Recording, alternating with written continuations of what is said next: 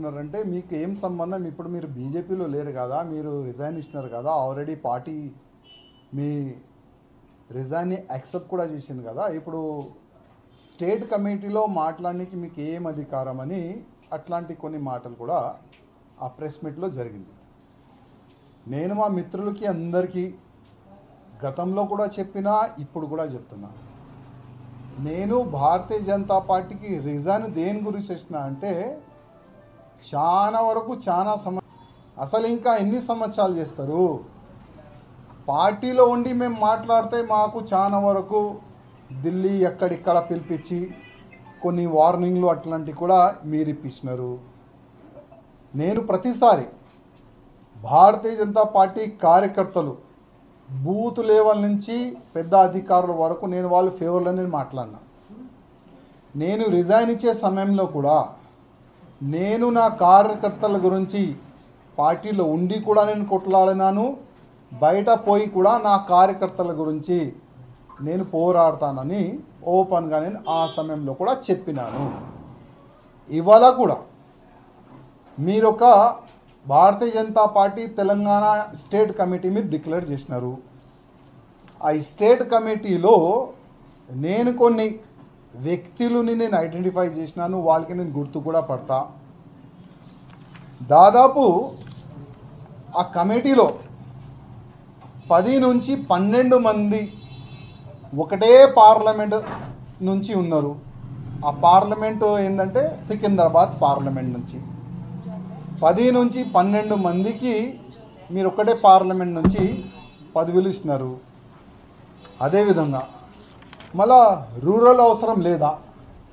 అక్కడ ఎంతమందికి ఇస్తున్నారు పోస్టులు?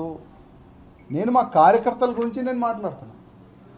ఇవాళ మీరు కమిటీ వేసిన ప్రతి ఒక్క అధికారులు ఎక్కడుంటారు? ఒకసారి బీజేపీలో ఒక మీటింగ్ జరుగుతుంది. ఆ మీటింగ్లో నేను కూడా అప్పుడు ఒక్కటే కదా ఎమ్మెల్యే, అప్పుడు నేనే ఫ్లోర్ లీడర్ ఉండే. అప్పుడు మీటింగ్ జరిగితే నేను మీటింగ్లో ఏమన్నా అంటే, అధ్యక్ష వారు, మీరు స్టేట్ కమిటీలో ఎట్లాంటి వ్యక్తులకి పోస్ట్ ఇవ్వాలంటే ఆయన జిల్లాలోనే ఉండాలి. సిటీలో ఏదైనా మీటింగ్ బీజేపీ మీటింగ్ ఉంటేనైనా సిటీకి రావాలి, మీటింగ్ కండక్ట్ చేసి మళ్ళీ జిల్లాలో చేసుకోవాలి. జిల్లాలోనే ఉండే అట్లాంటి మంచి కార్యకర్తల్ని ఐడెంటిఫై చేసి మీరు ఆయనకి పోస్ట్ ఇస్తే ఆ జిల్లాకైనా మంచి చేసుకుంటాడు, ఆ జిల్లాకైనా గట్టికి చేసుకుంటారు అని ఆ సమయంలో కూడా నేను ఒక ప్రపోజల్ పెట్టినా. కానీ ఎప్పుడైనా ఒకటే జరిగేది, వాళ్ళు ఏది అనుకుంటే అదే మీటింగ్లో పెట్టేది, పాస్ చేసేది, దానిపైన వాళ్ళు పనిచేసేది. ఇప్పుడు కూడా అదే జరుగుతుంది. అసలు ఇది రామచంద్రరావు గారు వేసిన కమిటీయా, లేక మా కిషన్ రెడ్డి గారు ఆదేశం పైన కమిటీ వేసినారా? ఇదే కదా నా క్వశ్చన్. ఇంకా నా క్వశ్చన్ ఏముండే, దాంట్లో ఏం తప్పు ఉండే మీరు చెప్పండి. అంటే బీజేపీ గవర్నమెంట్ రావాలని నాలాంటి చాలామంది కార్యకర్తలు అనుకుంటున్నారు, కానీ మీరు అనుకుంటలేరా? అసలు ఈ కమిటీతోని మీరు బీజేపీ గవర్నమెంట్ తెలంగాణలో తీసుకొని వస్తారా? కొద్దిగా చెప్పండి. ఒకవేళ నెక్స్ట్ ఎన్నికల్లో ఇదే కమిటీతోని మీరు తెలంగాణలో బీజేపీ గవర్నమెంట్ తెచ్చుకున్నారంటే నేను రాజకీయ సన్యాసం తీసుకుంటాను. ఎందుకంటే ఇవాళ నేను ప్రతి ఒక్క వ్యక్తికి నేను గుర్తుపడతాను. వాళ్ళకి నా శుభాకాంక్షలు. ఓకే, మీరు ఎన్నో సంవత్సరాలు కష్టపడ్డారు, ఇవాళ మీకు స్టేట్ కమిటీలో పోస్టు దొరికింది, శుభాకాంక్షలు. కానీ నా క్వశ్చన్ ఏంది, ఈ కమిటీతోని మీరు గవర్నమెంట్ ఫామ్ చేస్తారా వచ్చే ఎన్నికల్లో? నాకైతే కష్టం కనబడుతుంది. ఇవాళ నేను ప్రతి ఒక్క ఎమ్మెల్యేతోని కానీ మా ఎంపీలతోని కానీ నాకు ఒక మంచి సంబంధాలు వ్యక్తిగతంగా. నేను గతంలో చెప్పిన మాటలు ఇవాళ నాకు అందరూ ఫోన్లు చేసి, వాళ్ళు దగ్గరున్న మనుషులు ఫోన్ చేసి అంటున్నారు, అన్నా మీరు గతంలో ఏ మాట అన్నారు కదా, ఇవాళ అదే నిజమవుతుంది. ఇవాళ మొత్తం బీజేపీని డమ్మీ చేయడానికి, పార్టీని సర్వనాశం చేయడానికి చాలా భయంకరమైన కుట్రలు చేస్తున్నారు అని కార్యకర్తలు బాధపడి నాకు ఫోన్ చేస్తున్నారు. ఇవాళ నేను అడుగుతున్నా, మా డికే అరుణ గారు కానీ, ధర్మపురి అరవింద్ గారు కానీ, విశ్వేశ్వర రెడ్డి గారు కానీ, జి నాగేష్ గారు కానీ, రఘునందన్ రావు గారు కానీ, ఈటెల రాజేందర్ గారు కానీ, మా ఎమ్మెల్యేస్ కానీ ఎవరైనా ఈ కమిటీతోని సాటిస్ఫై ఉన్నారా? కొద్ది చెప్పాలి. ఎవరైనా వితౌట్ కెమెరా మా మీడియా మిత్రులు, మీకు కూడా చాలా మంచి సంబంధాలు మా ఎంపీస్తోని కానీ మా ఎమ్మెల్యేస్తో కానీ మీకు మంచి సంబంధాలు ఉన్నది. వితౌట్ కెమెరా మీరు అడగండి, అన్న ఈ విధంగా ఒక స్టేట్ కమిటీ పడింది కదా, దీనికి మీరు సాటిస్ఫై ఉన్నారా అడగండి. వాళ్ళే చెప్తారు ఐఎమ్ నాట్ సాటిస్ఫై, మేము సాటిస్ఫై లేము. ఇంకా మా జిల్లాకి మా పార్లమెంట్కి ఇంకా గుర్తింపు వాళ్ళు ఇస్తలేరు. మేము చాలా కష్టపడి మా పార్లమెంట్లో ఉన్న బీజేపీ కార్యకర్తలు కష్టపడి, మా పార్లమెంట్లో ఉన్న సీనియర్ అధికారులు కష్టపడి ఇవాళ ఒక పార్లమెంట్ మేము గెలిచినాం. ఒక ఎంపీగా మేము ఢిల్లీ పోయి దేశ ఫ్యూచర్ గురించి మేము ఇవాళ మాకు మాట్లాడడానికి అవకాశం దొరుకుతుందంటే అది బీజేపీ కార్యకర్తల వల్లనే. కానీ ఇవాళ అదే కార్యకర్తలకి పక్క పెడుతున్నారు. మేము పేరు పంపించిన ఆ పేర్లు కూడా పక్క పెడుతున్నారు.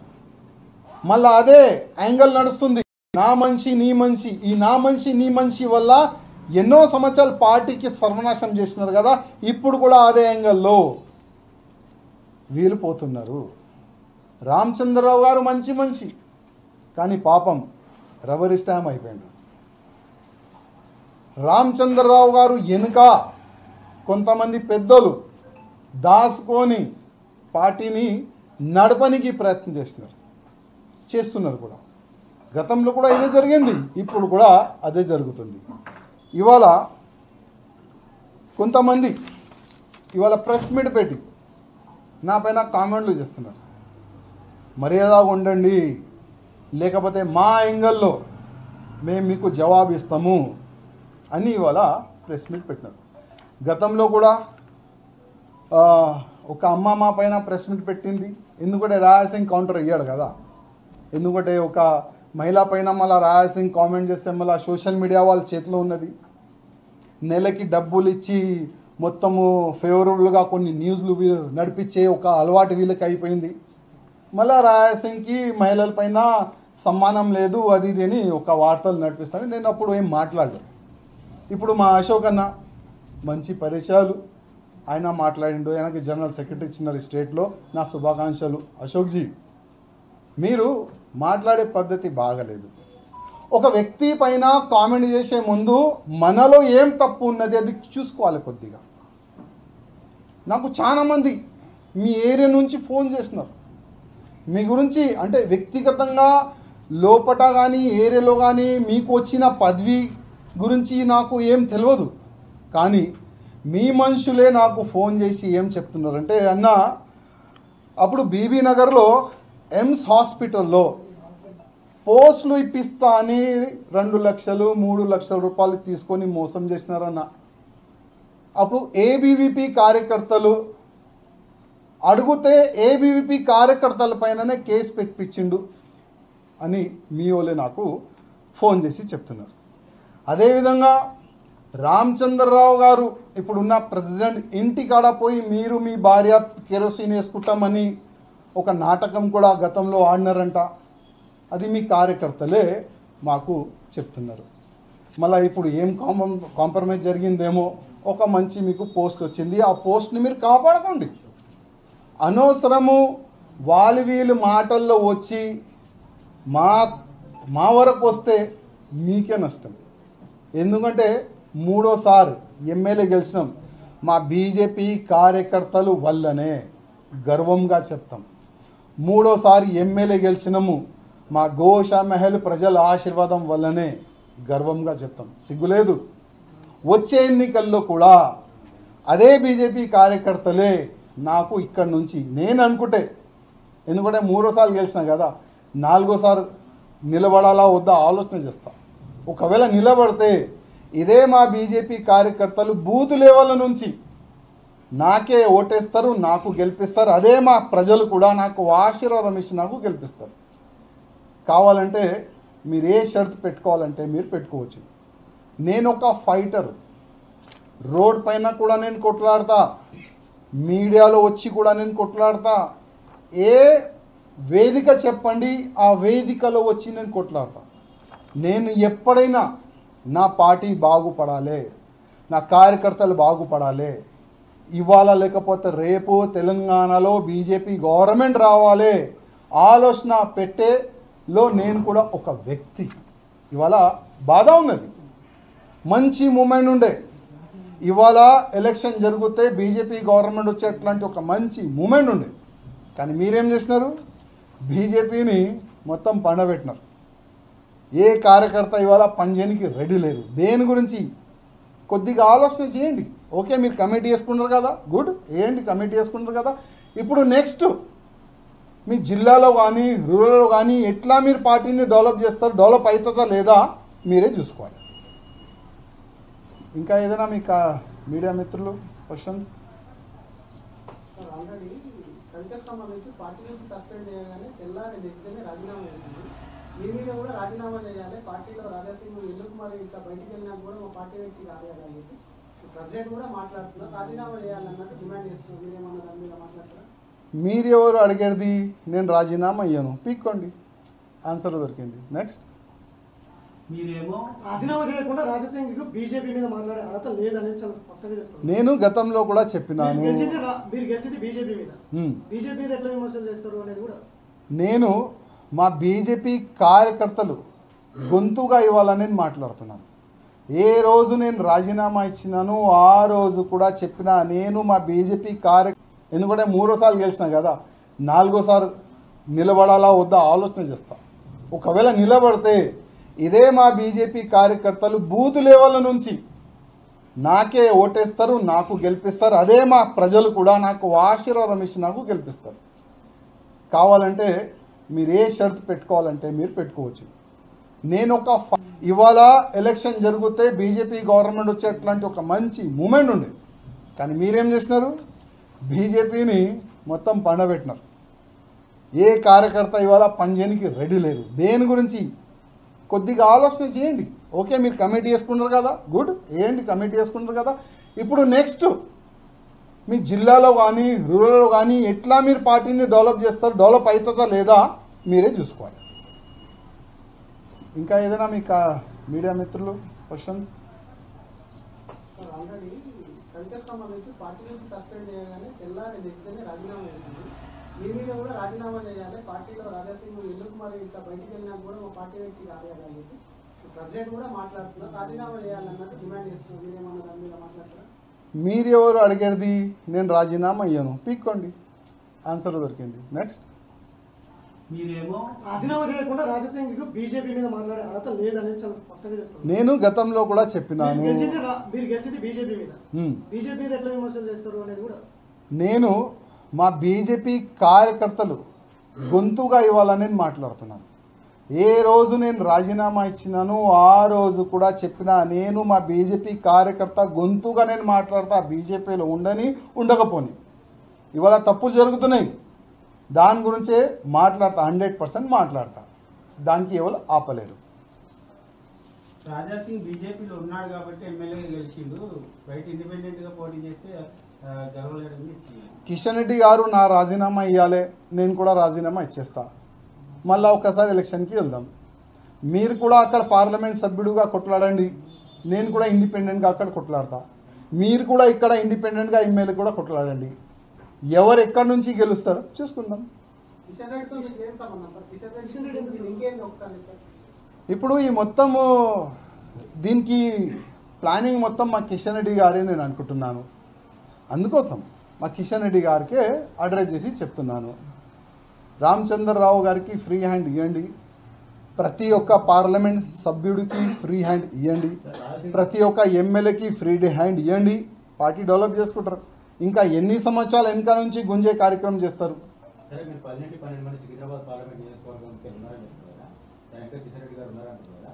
ఇప్పుడు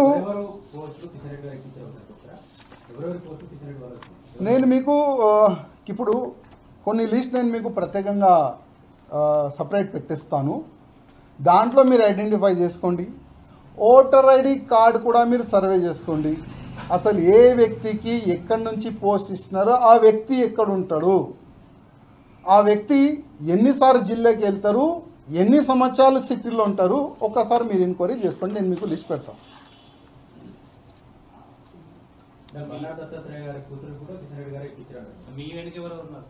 నా వెనక ఎవరు లేదు, ఒక్కడనే ఉన్నారు. గతంలో కూడా ఒక్కడనే ఏక్ నిరంజన్, రాజాసింగ్ ఎప్పుడైనా ఏక్ నిరంజన్ అప్పుడు కూడా ఉండే, ఇప్పుడు కూడా ఏక్ నిరంజన్ ఉన్నాడు. సిటీలో కూడా ఒక్కటే ఎమ్మెల్యే, కానీ మర్యాద లేదు, ఏం చేయాలి. సార్ మీరు కేంద్ర పార్టీ నుంచి రాజేసింగ్ కొంత అక్కడ పట్టుంది కాబట్టి ఇక్కడ ఉన్నటువంటి నేతల్ని కేర్ చేస్తలేదు. ముందు నుంచి కూడా అదే విధంగా ఉన్నారు. ఇప్పుడు కూడా పార్టీ నుంచి పోయినా పార్టీ ఇక్కడ ఉన్న నేతల మీద విమర్శలు చేస్తున్నారు అంటున్నారు. కాబట్టి కేంద్రంలో మీరు వెనకాల యోగి ఉన్నాడు, అమిత్ షా ఉన్నాడు, అట్లాంటివి వస్తుంది, అదేమన్నా ఉందా? విమర్శలు నేను ఎప్పుడు చేయలేను. నేను వాళ్ళకి కరెక్ట్ చేయండి, మీరు తప్పు చేస్తున్నారు, నేను ఎప్పుడైనా నేను అదే మాట అన్నాను. కేంద్ర అధికారులు, కేంద్రంలో ఉన్న పెద్దలు, యోగి ఆదిత్యనాథ్ గారు, వాళ్ళందరి ఆశీర్వాదం గతంలో కూడా ఉండే, ఇవాళ కూడా నా పైన ఉంటుంది. చాలాసార్లు నాకు ఫోన్ చేసి తిడతారు వాళ్ళు, అసలు నువ్వు ఎందుకు చేస్తున్నావు, ఎందుకు రీజన్ ఇచ్చినావు, ఎందుకు మాతో చర్చ చేయలేదు అని చాలాసార్లు వాళ్ళు మాకు ఫోన్ చేసి చెప్పినారు. మొన్న మా సమాజ కార్యక్రమం ఉండే ఢిల్లీలో, అక్కడ కూడా వెళ్తే కూడా వాళ్ళు కలిసినారు. మా సమాజం ఇద్దరు కేంద్ర మంత్రులు ఉన్నారు, చాలా వరకు ఎమ్మెల్యేస్ ఉన్నారు, ఎంపీలు ఉన్నారు, వాళ్ళు కూడా నాకు అడిగినారు. నేను చెప్పిన బాధ ఉండే, 3 సార్లు ఎమ్మెల్యే గెలిచిన తర్వాత కూడా నాకు మర్యాద ఏ దొరకాలి అది దొరకలేదు. మా కార్యకర్తలకి ఏ మర్యాద దొరకాలి అది మా కార్యకర్తలకి మర్యాద దొరకలేదు. ఇవాళ గోషామేల్ 3వ సారి గెలిపించిన మా కార్యకర్తలు హైదరాబాద్ పార్లమెంట్, ఇవాళ ఎవరికి ఇక్కడ నుంచి పోస్ట్ ఇచ్చినారు చెప్పండి. గతంలో కూడా ఇదే కదా మా బాధ. కార్యకర్తల్ని గుర్తించండి, కార్యకర్తలు పనిచేసే వాళ్ళకి పోస్టులు ఇవ్వండి, వాళ్ళకి మీరు అవకాశం ఇస్తే ఇవాళ మన తర్వాత, ఇవాళ లేకపోతే రేపు మీ సమయం అయిపోతుంది, మన తర్వాత ఇదే కార్యకర్తలు పార్టీని డెవలప్ చేస్తారు కదా, ఇదే కదా మా బాధ. అదే బాధని పక్క పెట్టినారు. మరి మీకు ఫోన్ చేసి తిట్టే నాయకులతో ఎందుకు గతంలో పార్టీలో జరుగుతున్న అంశాలపై చర్చించలేదు? చాలాసారి ప్రతి ఒక్క వేదిక పైన, ప్రతి ఒక్క మీటింగ్లో నేను గతంలో అమిత్ షా సార్ కూడా డైరెక్ట్ చెప్పిన, నల్గొండలో, సార్ ఈ వీళ్ళు ఇట్లా వేలు చూపెట్టి చెప్పిన, సార్ వీళ్ళు గ్రూపిజం వల్ల పార్టీ సర్వనాశనం అవుతుంది సార్, ఫస్ట్ వీళ్ళు గ్రూపిజంని ఖతం చేయండి, అప్పుడే మనం గవర్నమెంట్లో వస్తామని డైరెక్ట్ ఫేస్ టు ఫేస్ చెప్పే దమ్ముంది, చెప్పినాం కూడా. ఇప్పుడు ఒక బండి ఉంటుంది, బండి వెనుక కింద సామాన్ ఉంటుంది, ఆ సామాన్ తీయలేము, తీస్తే బండి పడిపోతుంది. అట్లాంటి కొంతమంది నాయకులు ఇవాళ మా బీజేపీలో సీనియర్లు ఉన్నారు, వాళ్ళపైన ఏం చేయలేము, వాళ్ళకి తీయలేము, తీస్తే పార్టీకి నష్టం. దాని గురించి ఏదో నడిపిస్తున్నారు మా పెద్దలు కూడా. పార్టీ ఎప్పుడు కూడా నష్టపోదు. ప్రతి ఒక్క బీజేపీ కార్యకర్తకి నా ఒక రిక్వెస్ట్, మీ ఏ విధంగా మీరు కష్టపడ్డారు ఇదే విధంగా మీరు కష్టపడండి. ఇవాళ లేకపోతే రేపు పార్టీకి అన్యాయం చేస్తున్న ఓళ్ళ పైన 100% చర్యలు ఉంటుంది. ఇవాళ లేకపోతే రేపు వీరు జరుగుతారు, మీరు ఇక్కడ వస్తారు. ఏ కార్యకర్తలు కూడా బాధపడొద్దు, మీరు పార్టీకి ఏ విధంగా పనిచేస్తారో అట్లా చేసుకుంటా ముందుకు వెళ్ళాలి. కేంద్ర పార్టీ పెద్దల్ని కలుస్తా అన్నారు, ఏమన్నా ప్లాన్ చేశారా, పోయే ఆలోచన ఉన్నారా, కలిసి?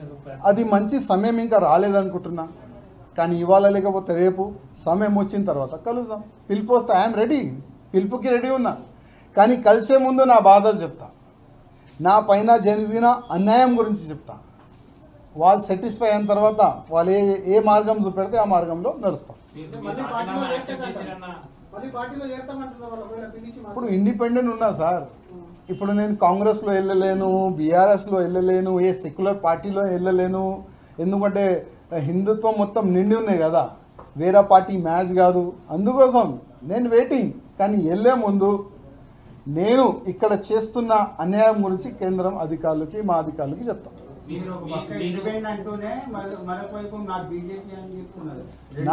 ఇవాళ కూడా నా బీజేపీ, రేపు కూడా నా బీజేపీ ఉంటుంది. మొత్తం మా మీడియా వాళ్ళకి చెప్తున్నా, గతంలో కూడా నా బీజేపీ, ఇవాళ కూడా నా బీజేపీ. కవితను ఉదాహరణ చేసుకుంటూ ఇంతకుముందు అడిగిన క్వశ్చన్ మళ్ళీ రిపీట్, కవితను ఉదాహరణ చేస్తూ మాట్లాడుతున్నారు. కవిత రాజీనామా చేసింది, పార్టీకి పదవికి అన్నిటికీ రాజీనామా చేసింది, రాజశేఖర్ కూడా చేయాలి. నేను చేయను, నా గోషామేళ ప్రజలు నాకు గెలిపిస్తున్నారు, నాకు ఎలక్షన్లో ఇట్లాంటి కూడా సపోర్ట్ చేయలే. బీజేపీ గుర్తు ఎప్పుడు కూడా ఎలక్షన్లో నాకు ఏమి కూడా సపోర్ట్ చేయలే. మూడోసారి కూడా గోషామల్ ప్రజలు నాకు గెలిపించినారు. రాజీనామా ఇచ్చే అసలు అది ఆ ఛాన్స్ కూడా రాదు.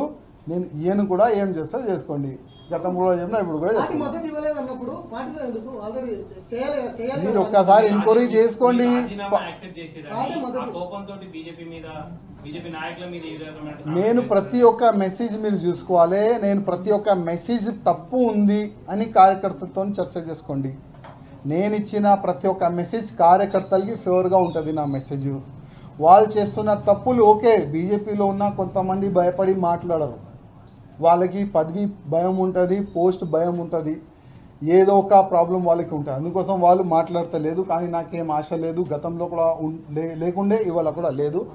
ఎప్పుడెప్పుడు బీజేపీ వాళ్ళు ఇవాళ ఓపెన్ చెప్తున్నా, ఎప్పుడెప్పుడు మీరు తప్పు చేస్తే అప్పుడప్పుడు నేను మాట్లాడతాను. మీరు ఏ ఆశ లేదంటున్నారు కానీ అదే ప్రెసిడెంట్ రాలేదని ప్రెసిడెంట్ కు నేను వేద్దామంటే నామినేషన్ వేద్దామంటే కూడా ఎవరు బలపరచలేరని చెప్పి ఆ రోజు రిజైన్ ఇచ్చారు. మరి మీరు అధ్యక్ష పదవి రావడానికే బయట ఆ రోజు ఏం జరిగింది అందరికీ తెలుసు. నేను 15 మందిని తీసుకొని వచ్చిన నాకు సపోర్ట్గా. ఆ 15 మందిని దాచిపెట్టినారు. అసలు ఎందుకు దాచిపెట్టినారు? అంతా మీకు భయం ఉంటే ఎందుకు దాచిపెట్టినారు? ఫ్రీడమ్గా ఇచ్చేది, ఫ్రీ వాళ్ళకి ఇచ్చేది. అప్పుడు నేను చూపెట్టేది ఎవరు గెలుస్తారు, ఎవరు ఓడిపోతారని. అంటే రాజసింగ్ పదవుల కోసం ఆశించే వ్యక్తి పదవుల గురించి ఎప్పుడు కూడా ఆశించలే, గతంలో కూడా ఇప్పుడు కూడా. మేము ఇవాళ ఎమ్మెల్యేగా ఉండి కూడా మా కార్యకర్తలకి ఒక ఫ్రీగా మేము పనిచేస్తాం, ప్రజల్లో ఫ్రీగా మేము తిరుగుతాం. ఎప్పుడు కూడా 3 సార్లు గెలిచినామండి. ఎప్పుడు కూడా మా హిస్టరీలో చూసుకోండి, ఏ పదవి రాజసింగ్ ఆయన గురించి అడిగిండా ఎప్పుడు కూడా మేము అడగలేదు. 2018లో నేను ఒక్కడే గెలిచిన.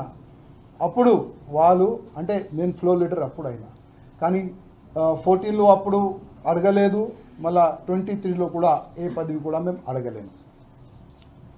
బీజేపీ పార్టీని డమ్మీ చేయాలని చూస్తున్న సొంత పార్టీ నేతలు ఎవరు సార్?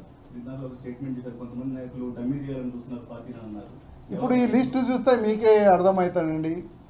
ఇది లిస్టు నేను చెప్పినా కదా, ఈ లిస్ట్ పట్టుకొని మీరు గవర్నమెంట్ తీసుకొని వస్తారా అని నేనే అడిగిన. ఇవాళ ఈ లిస్ట్ చూస్తే నాకైతే అనిపిస్తలేదు. ప్రతి ఒక్క కార్యకర్త బీజేపీ కార్యకర్త, మంచి కార్యకర్త. కానీ ఈ లిస్టులో ఉన్న కార్యకర్తలతోని